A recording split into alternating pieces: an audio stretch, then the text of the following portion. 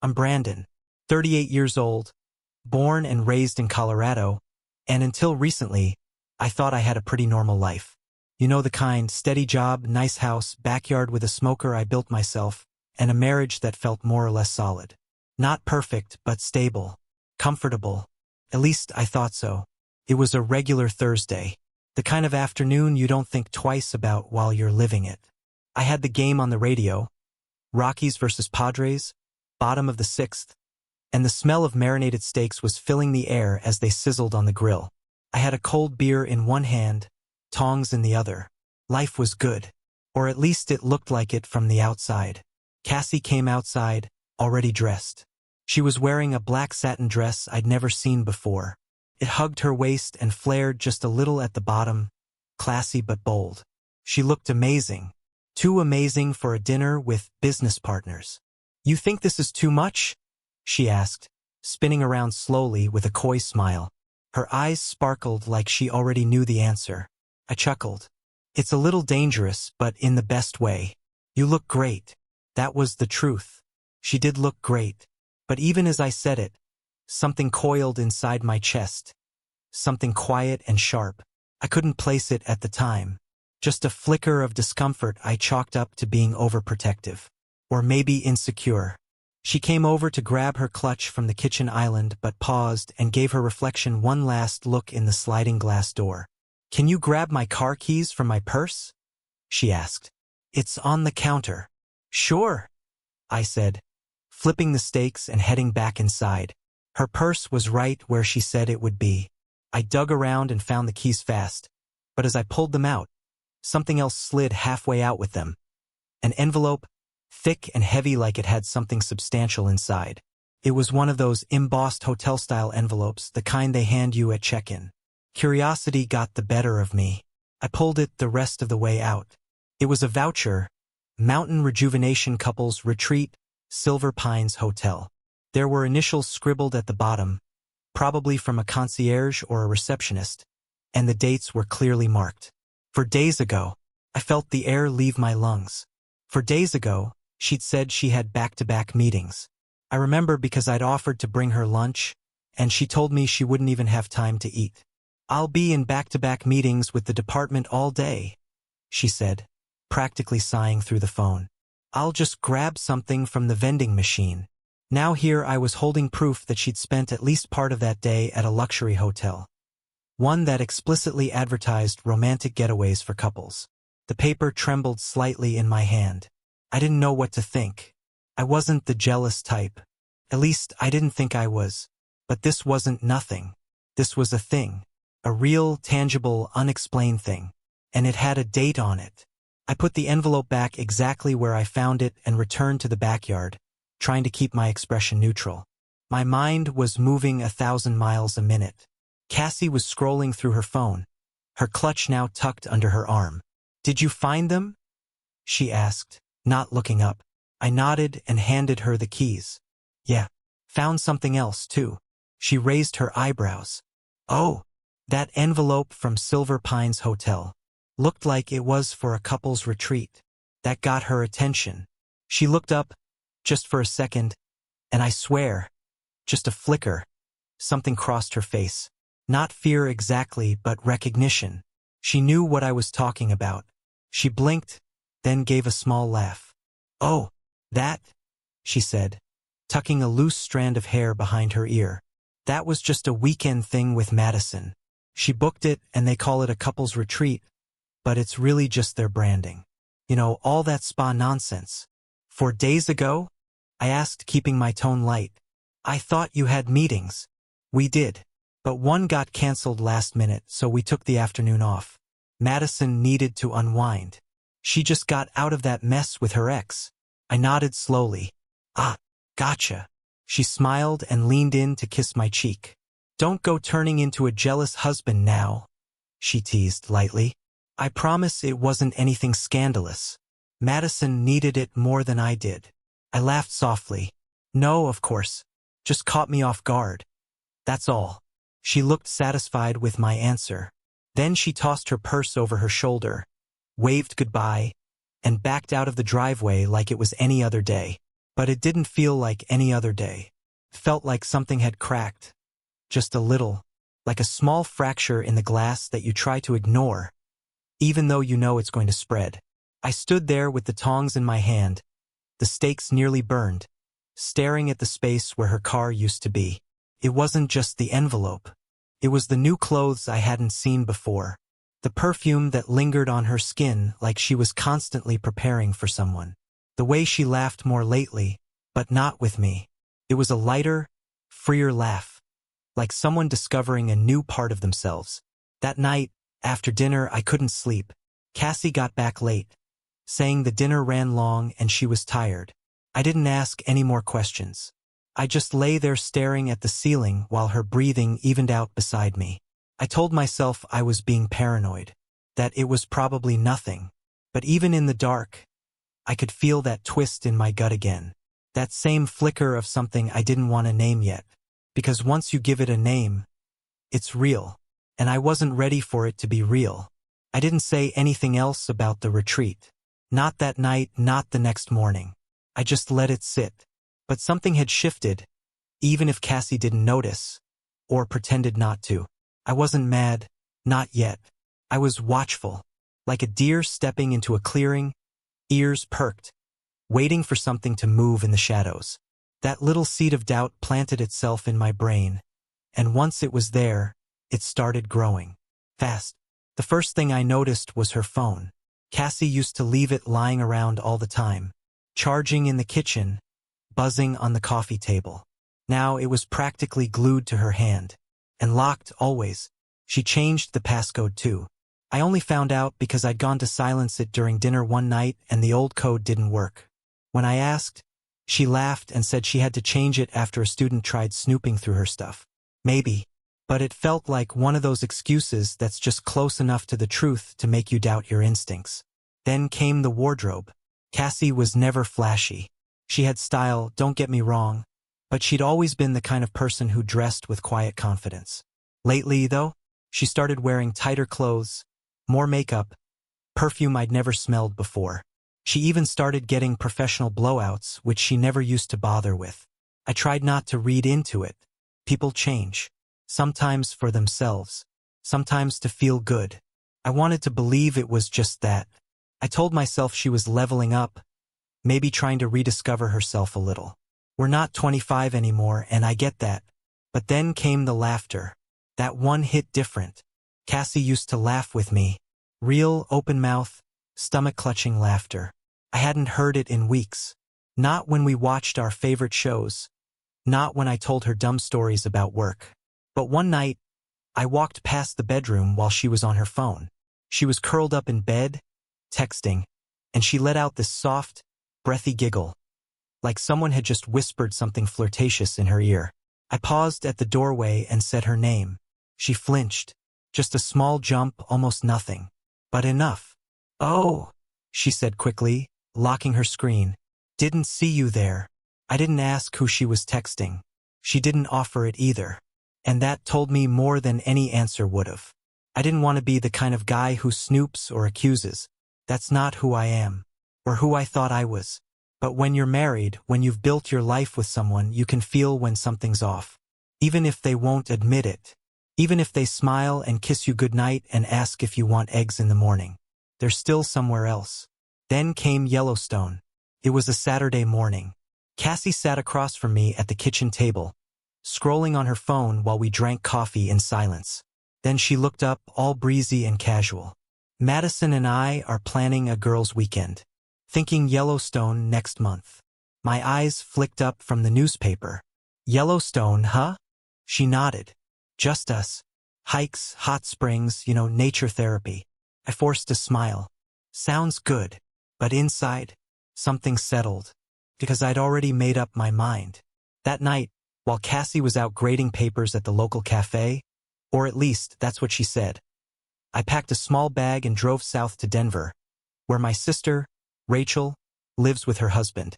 She's always been the level-headed one, the type who keeps wine chilled, beds made, and advice ready whether you ask for it or not.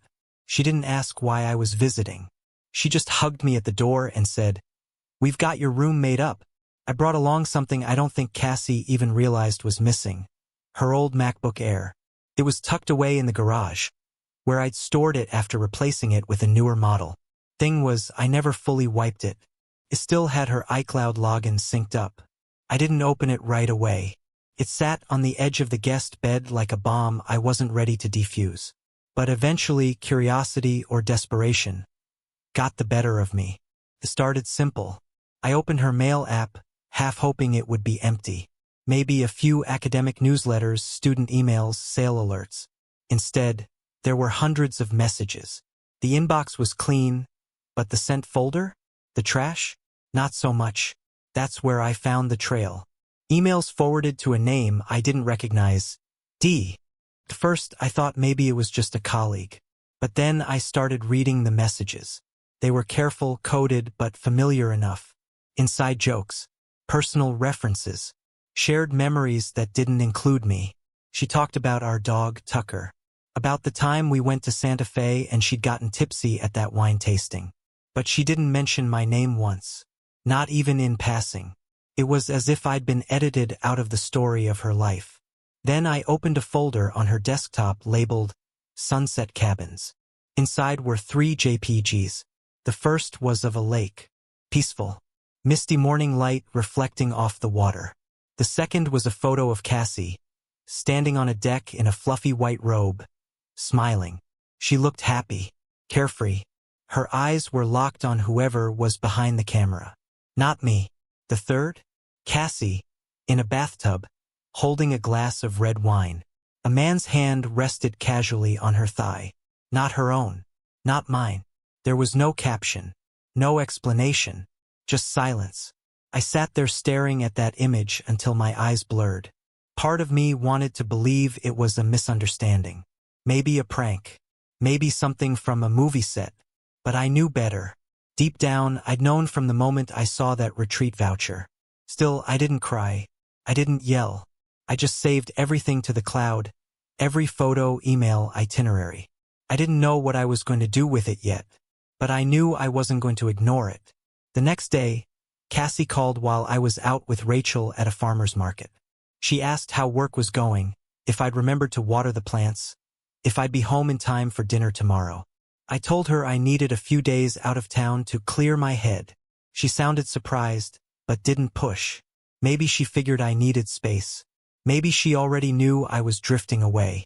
We had dinner with her family scheduled that weekend, her mother's 60th birthday. I hadn't planned to go. But now I couldn't imagine missing it. Because sometimes the best place to reveal the truth is in front of everyone. I wish I could say I was surprised by what I found on Cassie's laptop, that I gasped or fell to my knees or shouted to the ceiling like in a movie. But the truth is, I didn't feel much of anything. Not at first. Just a slow, heavy wave that started in my chest and kept spreading until I felt completely underwater. There it was. Unedited. Unhidden. Her entire second life laid out in folders and threads. The folder named Sunset Cabins was the tip of the iceberg. I don't know what I expected when I clicked on it. Maybe booking confirmations, maybe hiking photos. But the very first image set the tone. A dimly lit room with candles glowing on a dresser, rose petals on a bed, and 2 wine glasses on a nightstand. One still half full. It wasn't just a romantic weekend. It was the weekend. For days ago, when she was supposedly in meetings, Cassie had been in a secluded cabin 2 hours north of Estes Park, holed up with someone who definitely wasn't Madison. I clicked through the pictures. Some were scenic, forest trails, waterfalls, a cozy fire pit. And then there were the ones with Cassie. Some selfies. One of her and a man in hiking boots standing on a ridge, her arms slung around his back. His hand resting comfortably on her hip like it had been there 1,000 times before. They looked relaxed. Familiar. Like this was routine. One picture, I'll never forget it, showed them clinking glasses in a hot tub, her head tilted against his shoulder. That same shoulder I'd rested my head on after Cassie's father passed away. The shoulder I'd kissed goodnight for the past 9 years. I stopped scrolling. I needed air. I closed the laptop, stood up, and paced Rachel's guest room like the walls were closing in. My heart was thudding, my mouth dry, And still, I wasn't angry. Not yet. It was more like watching a slow-motion accident from inside the car. You see the other vehicle coming, you know what's about to happen, but you can't stop it. You just brace for impact. I sat back down and opened the laptop again. This time, I searched her email for the name attached to those forwarded messages. Daniel. I don't know why that hit me harder than anything else. Maybe because I'd heard her mention a Dan before. Someone from her faculty board. Just a guy who shared office space 2 floors above her. According to her, they barely crossed paths. But here he was. Daniel. Dan. She had a whole thread with him. Not just messages, but Google Calendar invites. Shared notes about trips, even Spotify playlists. There was one playlist called Our Little Getaway. I clicked it. The first song was Yellow Ledbetter by Pearl Jam. I used to play that song in the car on our road trips. The messages weren't graphic. They were worse. They were emotional. They were inside jokes. Talk of future plans. Next fall, let's go to Banff. Can't wait for our secret Thanksgiving. One message read, I hate pretending. Wish we could just disappear and not have to lie anymore. He wrote back, soon. Just a little longer. I think that's the moment my heart really broke. Because up until then, I could have believed this was just a fling. A moment of weakness. A detour she hadn't thought through. But this wasn't casual. It was planned. It was real. And I'd been erased from the picture long before I ever noticed the frame was empty. I didn't tell Rachel everything. Just enough. She didn't push. She just poured me a bourbon and asked if I needed to stay longer. I told her no. I had a dinner to attend. Cassie's mom was turning 60, and we were supposed to be at her parents' house Sunday evening. An old family tradition. Everyone would be there. Her brothers, their wives, nieces, nephews, even her aunt and uncle from Minnesota. Cassie had called me earlier that day, asking if I was still planning to come. I know things have felt off, she said gently, but I'd really like us to be there together. I told her I wouldn't miss it, and I meant it. Not for the reason she hoped, but I meant it. I didn't have a plan at first. Not really. But when I sat down at Rachel's printer that afternoon and hit print all on the photo folder, the emails, the travel logs, I knew what I was doing. I didn't want to yell. I didn't want to scream. I didn't even want revenge. I wanted honesty. I wanted the mask to fall.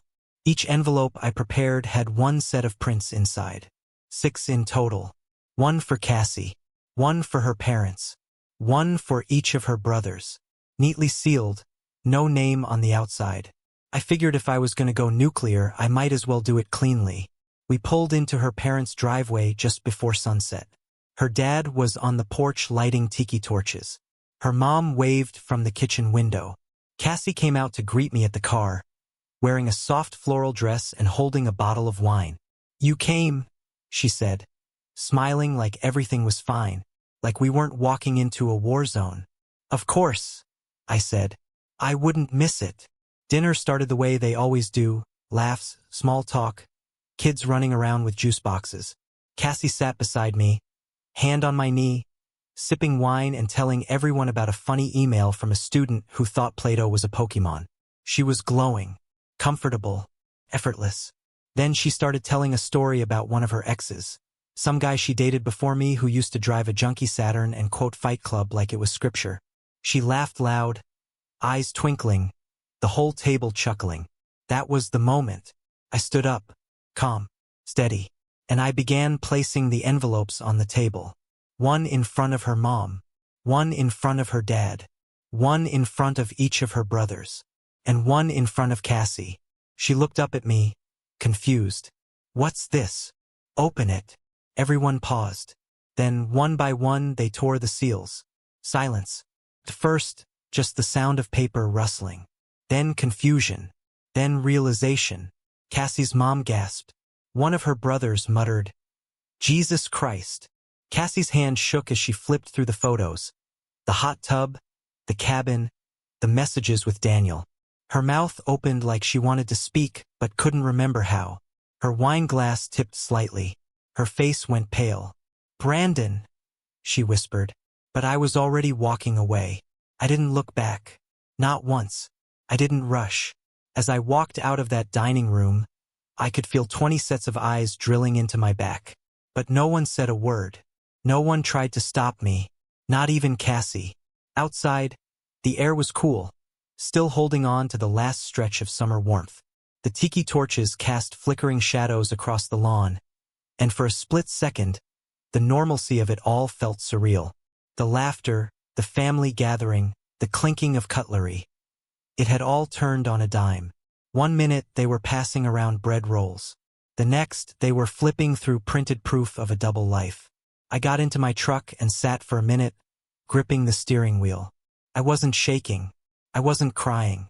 I felt quiet, centered, like the version of me who used to doubt himself had finally stopped talking. My phone buzzed before I even pulled away. Cassie. Cass? 2 missed calls. Cass, 1 new message. Please. Wait. Come back. We need to talk. I didn't respond. Instead, I turned the ignition and eased out of the driveway while her brother Chase stood at the edge of the porch, one hand resting on the railing, his jaw hanging somewhere between stunned and angry. He looked like he wanted to say something, maybe apologize, maybe confront me, but I didn't give him the chance.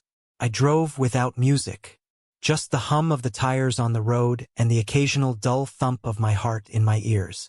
My bag was already packed in the back seat. A few changes of clothes, my laptop, toiletries. I'd made the decision the night before, long before dinner. Cassie didn't know it yet, but I wasn't coming home. Not tonight. Not tomorrow. Not ever. I had already arranged to stay with my brother Tyler, out in Wichita. He'd converted an old RV behind his garage into a guest space. And when I called him 2 days ago, he didn't even ask why. Keys are under the frog statue. Beers in the fridge. Stay as long as you want. That's the thing about family. The real kind. They don't need an explanation to show up. It was almost midnight when I pulled into his driveway. The lights inside the RV were already on, like he knew I'd show up at this exact moment. I found the key, let myself in, and collapsed onto the futon, fully clothed. No calls, no messages, just silence. I slept for 10 hours. When I finally checked my phone again the next afternoon, there were over 70 unread messages and 30 missed calls. Half from Cassie, the rest from mutual friends, her family, even a few of my coworkers. My sister Rachel sent one text. Whatever happens next, just know I'm proud of how you handled it. Cassie's messages started with confusion, then denial, then desperation. I didn't plan it, I swear. It just happened. You embarrassed me in front of everyone. Why would you do that? Please come home. I can explain. I love you. You think you're perfect? You think you've never made a mistake? You left me like a coward. Are you just going to disappear? I hate you. I hate you. I didn't mean that. Please, please. I'm so sorry.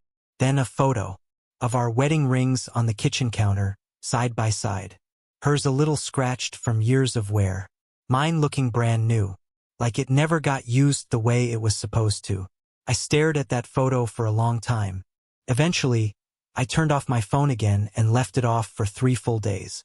During that time, I helped Tyler fix a busted fence, drank cheap beer under the stars, and did something I hadn't done in years. Absolutely nothing. And it was glorious. On the 4th day, I checked back in. Cassie had sent more messages. Some long, some rambling, some filled with what looked like lyrics or journal entries. She was unraveling. In her own way, there was one voicemail that stood out. You were the only one who ever saw the real me, she said, voice soft and broken. And I crushed that. I don't even know who I am anymore. If I could go back, God, I would undo everything. But I can't. I know I can't. I needed you to know that I never stopped loving you. Even when I was doing the worst thing I've ever done. I didn't delete it, but I didn't respond either. The funny thing about betrayal is that it doesn't end with the act. It lingers. It stretches into everything, memories, routines, even your own reflection. You start questioning which version of your life was real. The mornings you made her coffee, the nights she fell asleep in your arms, the road trips, the little inside jokes. Were those moments real, or just convenient illusions while something else bloomed behind your back? Tyler came out one night while I was staring at the stars and handed me a beer. You gonna tell me what happened? I shook my head. Already lived through it once. He nodded like he understood. Then he said, you know what the best part of rock bottom is? I waited. He cracked open his own beer and smiled. You don't gotta worry about falling any further. We sat in silence after that, the kind of silence only brothers can share. No judgment, no advice, just presence. The next day, my divorce lawyer called. The paperwork was ready. All that was left was to file. Cassie hadn't contested anything. No arguments about the house, the car, the accounts. In fact, her lawyer said she barely spoke during the consultation. Just nodded a lot. Looked out the window. A week later, I got word that Daniel, the guy from the cabin, had flown to Vancouver. I don't know if he moved there permanently or just needed to put an ocean between them. Either way, they never spoke again. She told her sister she tried reaching out once, and he blocked her. For a long time, I thought I'd want revenge. Maybe make her feel the weight of what she'd done. Hurt her like she hurt me, but I didn't. Because when someone blows up their own life, the best punishment you can give them is letting them live in the rubble. I didn't tell anyone where I was going. Not even Rachel. Not my boss. Not my barber or my barista or the guy at the hardware store who always asked about my smoker. I just left. The morning I filed the divorce papers, I handed the clerk a signed envelope, then walked back to my truck and sat behind the wheel for 20 straight minutes. Not crying. Not frozen. Just sitting. Processing the quiet finality of it all. I stared at the finalize and submit text in my email inbox before finally hitting send. And then I deleted the whole thread. That was it. A 9-year marriage, filed and stamped in under 20 clicks. After that, I drove out of Wichita and didn't stop until I hit open space. A diner, somewhere off Route 54. I don't remember the name, just that it had a peeling sign and coffee that tasted like burned hope. But it was quiet, familiar in a weird way. I sat in a corner booth, watched the waitress refill an old man's mug 3 times, and listened to the wind whistle against the windows. That was the moment I realized something. I didn't feel broken. I felt clear. Like someone had been holding my head underwater for years and I'd finally surfaced. I left the waitress a tip that was probably too generous, paid in cash, and hit the road again. I wasn't driving towards something, I was driving away. From Cassie. From who I'd been. From the version of me that stayed quiet when something felt wrong. I ended up renting a little furnished cabin just outside of Santa Rosa. It was nothing fancy. 1 bedroom, kitchen the size of a closet, TV mounted crooked on the wall. But it had something I hadn't had in months. Silence. I turned off my phone completely. Not just airplane mode. Off. For 3 straight days. No alerts. No calls. No Cassie. No pretending. When I finally turned it back on, it lit up like a Christmas tree. Missed calls. Voicemails. Messages from unknown numbers. A handful of emails with subjects like, "Can we talk?" and "You forgot this." Cassie had sent the most. First, the tone was soft. Gentle. Trying to feel me out. "Hey, I know you're upset, but can we just talk? Just once." Then more urgent. "Your name isn't on the utility bill. I need you to call them or they're gonna cut the power." Then angry. "You can't just disappear and leave me holding the mess. I didn't do this alone." And then, one night, around 1 a.m., I got a message with no words. Just a photo. It was my wedding ring. Left exactly where I'd set it before leaving. But this time it was in her palm. She was standing in the rain, outside what I recognized as my brother Tyler's place. The porch light was on. The rain blurred her face, but I could still see her eyes. White, desperate, exhausted. She stood there for 10 minutes. I didn't open the door, didn't go outside, didn't even move from the couch. I just watched from behind the blinds, heart pounding like I was witnessing a ghost. Eventually, she got back in her car and drove off. The next morning, I found a soaked envelope tucked between the screen door and the frame. Inside was a short letter, 4 lines, written in her tight, neat handwriting. I know I can't undo anything. I don't expect forgiveness. But I never stopped loving you. Even when I forgot how to show it. I burned it in a metal trash bin out back. Not out of anger, but because I needed it gone. After that, the messages slowed. Calls stopped. The silence that followed didn't feel like peace at first, it felt like freefall. But eventually, the ground started to rise up and meet me again. I got a job doing remote logistics for a warehouse company based out of Georgia. Simple work. Quiet hours. I could do it with coffee in hand and my dog Tucker at my feet. It wasn't glamorous, but it was honest. And I was finally sleeping through the night again. A few weeks after filing, I got a call from my lawyer. Cassie isn't contesting anything, he said. Not the property, not the accounts, not even the car. I asked, why not? He paused, then said, some people don't fight when they know they already lost. Then came the letters. Not emails, not texts, actual letters. I don't know when she started writing them, but they started showing up every couple weeks, all from the same return address. A P.O. box just outside Boulder. The first one was 3 pages, front and back. Mostly memories. She talked about our trip to New Mexico. The time I got food poisoning and she read to me from some terrible mystery novel just to distract me. The way I used to tuck a note into her lunch every Monday. That letter ended with, when you left, something inside me died. I still wake up expecting to hear your keys in the door. But now I don't even cry. I just feel nothing. I didn't write back. Not to that one. Not to any of them. Because eventually, I realized something important. Cassie never really lived in the present. She was always trying to chase a feeling. Always leaning forward, searching for the next emotional high, the next compliment, the next version of herself that felt better than the one she had. And I had just been part of the scenery she needed to escape. So no, I didn't respond. Not because I hated her.